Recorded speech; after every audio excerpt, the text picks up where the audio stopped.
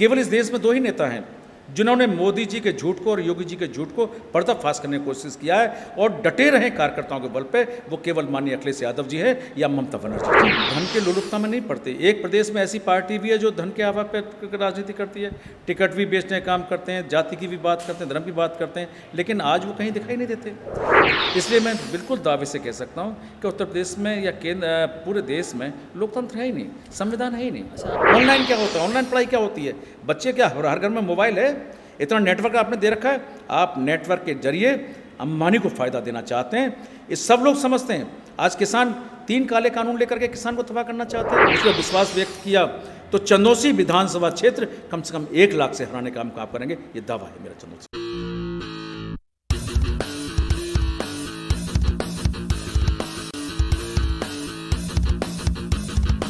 देश के सबसे बड़े सूबे उत्तर प्रदेश में अगले साल विधानसभा चुनाव होने वाले हैं। ऐसे में सत्ताधारी बीजेपी को हटाने के लिए समाजवादी पार्टी पूरी ताकत लगा रही है। इसी पर बात करने के लिए मेरे साथ मौजूद हैं समाजवादी पार्टी के कद्दावर नेता व चंदौसी विधानसभा सीट से पूर्व प्रत्याशी और संभावित उम्मीदवार सतीश प्रेमी जी। सर, स्वागत है सबसे पहले आपका। सबसे पहले मैं आपके चैनल को स्वागत करना चाहता हूँ, अभिनंदन करना चाहता हूँ कि आपने मुझे टाइम दिया। मेरा पहला सवाल यही था कि मजबूत बीजेपी को समाजवादी पार्टी अपने अकेले दम पर किस तरीके से रोक सकती है, कैसे रोकेगी? क्योंकि बहुत मजबूत बीजेपी आज के टाइम में भी है। बीजेपी मजबूत कभी हुआ करती थी जब तक इनके छल प्रपंच और धोखे दवा से चले। क्योंकि बीजेपी का मजबूत होना, मैं नहीं मानता कि आज बीजेपी मजबूत है प्रदेश में, केंद्र में। उत्तर प्रदेश में सबसे ज़्यादा हालत ख़राब है।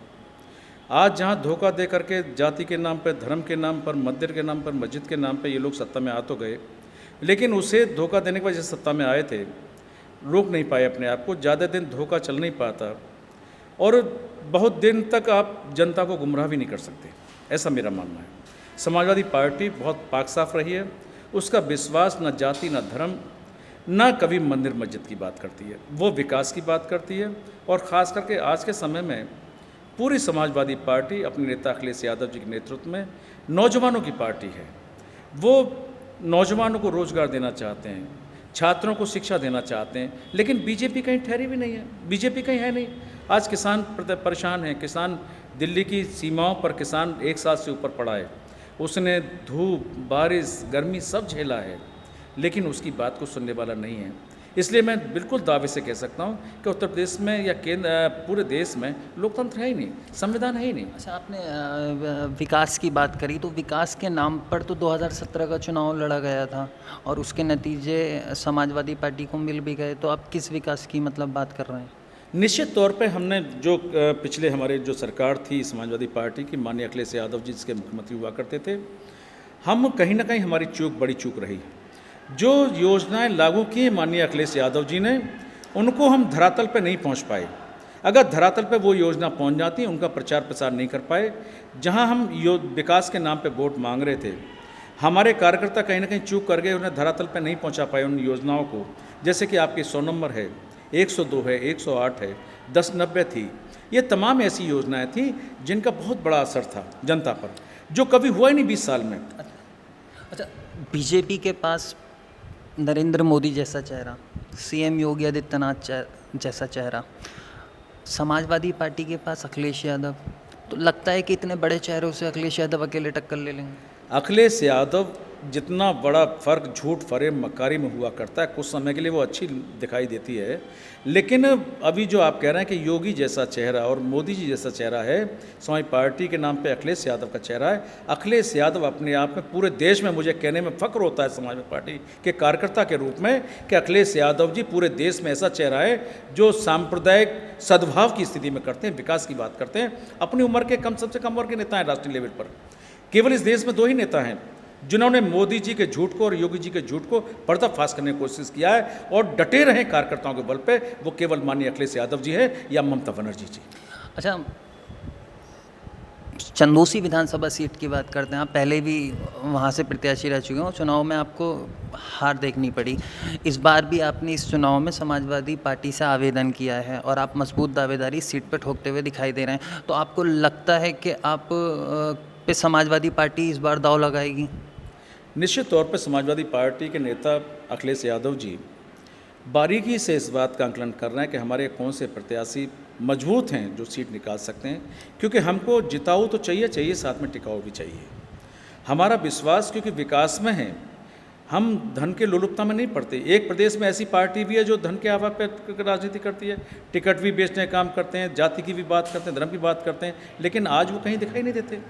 स्थायी रूप से क्योंकि अखिलेश जी समाजवाद की बात करते हैं, और समाजवाद का मतलब है जितने प्रकृति ने संसाधन दिए उनको समान सब लोगों का अधिकार है उस पर। अच्छा, आपने टिकाऊ की बात करी, 22 आवेदन इस सीट पर हुए हैं, तो कितने टिकाऊ हैं? निश्चित तौर पे सभी हमारे कार्यकर्ता हैं, टिकट मांगने का अधिकार सबको होता है, सब लोग टिकट मांग रहे हैं, लेकिन जो अखिलेश यादव जी फाइनल कर देंगे वो आदमी चुनाव लड़ेगा और निश्चित तौर पर चंदौसी विधानसभा क्षेत्र से जीत दर्ज कराएगा। अच्छा, मान लीजिए अखिलेश यादव आपको टिकट दे देते हैं, तो बाकी के जो 21 लोगों ने आवेदन किए तो वो पार्टी का साथ देंगे?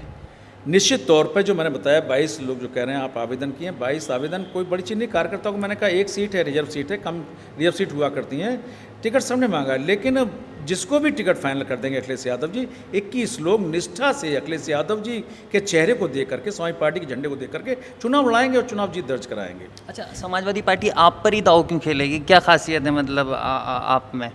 मैंने कहा ना कि समाजवादी ये मतलब हमारे फिलहाल जो मामला है, क्योंकि हम इस देश में लड़ाई जो लड़ रहे हैं समाजवादी पार्टी के लोग माननीय अखिलेश यादव जी के नेतृत्व में, इस देश को, इस प्रदेश को बचाने के लिए लड़ रहे हैं, इस देश के संविधान को बचाने के लिए लड़ रहे हैं, इस देश के लोकतंत्र को बचाने के लिए लड़ रहे हैं। हम जहाँ लोकतंत्र बचाने की बात करते हैं, संविधान बचाने की बात करते हैं, तो एमएलए से बहुत छोटी हो जाती है। मैं निश्चित तौर पे कहना चाहता हूँ समाजवादी को सत्ता हासिल करने के लिए लड़ाई नहीं लड़ रही समाजवादी पार्टी। समाजवादी विचारधारा को जिंदा रखने के लिए इस देश में समाजवादी पार्टी लोकतंत्र को जिंदा रखने के लिए, और ख़ास करके समाजवादी पार्टी डॉक्टर भीमराव अंबेडकर जी के दिए हुए संविधान को जिंदा रखने के लिए लड़ाई लड़ रही है। वो संविधान नहीं होगा तो इस देश का अक़लियत, पिछड़ा, दलित तमाम खत्म हो जाएगा। आज हम बिल्कुल ये कहना चाहते हैं कि कोई एमएलए बने, कोई एमपी बने चंदौसी से, इस बात की बड़ी चीज़ नहीं है। हम सिर्फ इस उत्तर प्रदेश में अखिलेश यादव जी को सत्तारूढ़ देखना चाहते हैं, गरीबों के लिए, मजलूमों के लिए, उन लोगों के लिए जो आज अपनी रोजी रोटी कमाना चाहते हैं, बच्चों को तालीम देना चाहते हैं। एक साल से आपने देखा है कोरोना के नाम पे स्कूल कॉलेज बंद कर रखे हैं। मेरा अपना मानना है बीमारी तो थी, बीमारी के एवज में ये अंबानी के जो नेटवर्क डेटा है जो उन्होंने किया जियो के नाम से, उसे पूरी की पूरी शिक्षा एजुकेशन देना चाहते हैं। इसके पीछे बड़ा षड्यंत्र है। कॉलेज बंद करना, लोगों को बच्चे तड़प रहे, आज भी बच्चे बंद कॉलेजों में भी फीस मांग रहे हैं। कॉलेज क्यों मांग रहे हैं फीस? ऑनलाइन क्या होता है, ऑनलाइन पढ़ाई क्या होती है?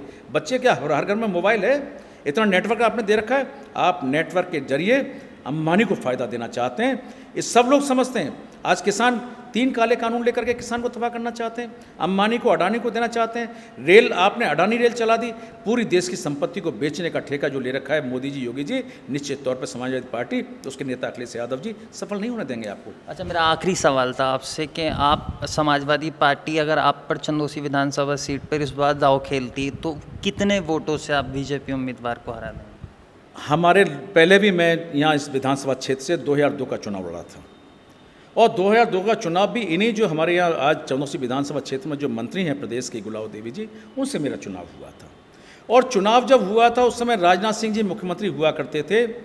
राजनाथ सिंह जी ने एन कैन प्रकीर्ण चंदौसी चुनाव से 2002 के चुनाव से 2 महीने पहले चंदौसी में आकर के मंत्री जी जो गुलाब देवी, उनके घर पर दूध जलेबी खाने काम किया राजनाथ सिंह जी ने।